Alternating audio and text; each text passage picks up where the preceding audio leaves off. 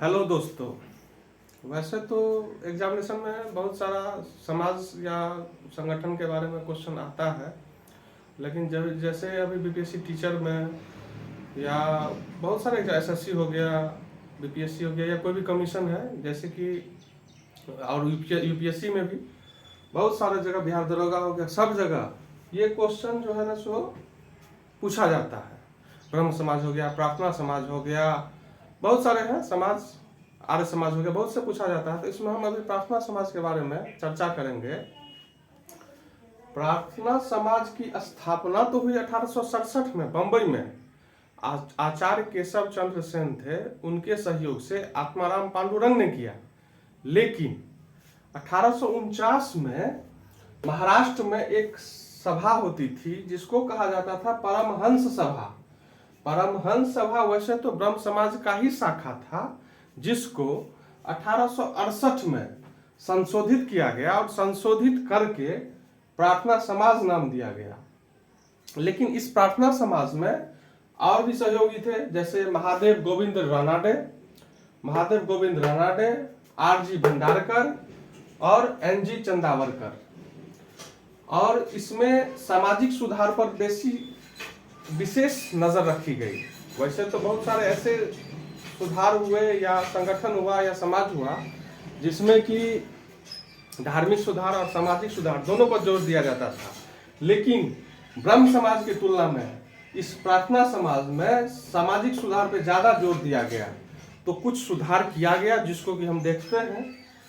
प्रार्थना समाज में जाति व्यवस्था की अस्वीकृति की गई। बोली इसमें यह कहा गया कि जाति व्यवस्था बिल्कुल ही नहीं होनी चाहिए, बिल्कुल खत्म होनी चाहिए।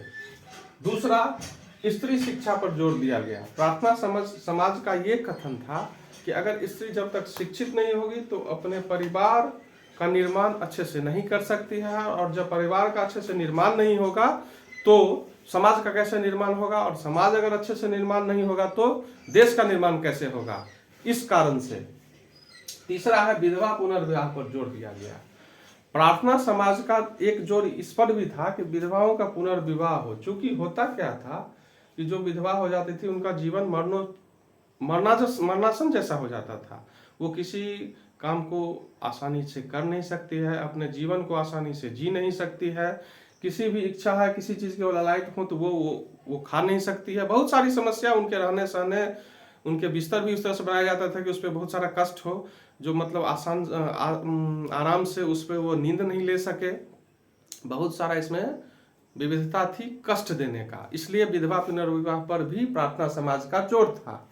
चौथा, लड़के और लड़कियों की विवाह की आयु में वृद्धि पर भी प्रार्थना समाज जोर दिया। प्रार्थना समाज का यह कथन था कि लड़के और लड़कियां अगर बाल्यावस्था में विवाह हो जाएगा तो ये अपने भविष्य को उज्जवल नहीं बना सकते हैं। इस कारण से प्रार्थना समाज का यह कथन था कि इन लोगों की आयु में, विवाह की आयु में वृद्धि किया जाए। लड़की और लड़के दोनों के विवाह की आयु में वृद्धि करने पर प्रार्थना समाज का बहुत अधिक जोर था। जो ये कुछ सुधार हैं जो कि बहुत ही मतलब प्रार्थना समाज के लिए अच्छा सराहनीय कदम था। और इनके दो सहयोग थे, महादेव गोविंद रानाडे के यानी एमजी रानाडे के दो सहयोगी थे, विष्णु शास्त्री और धोंदू केशव कर्वे।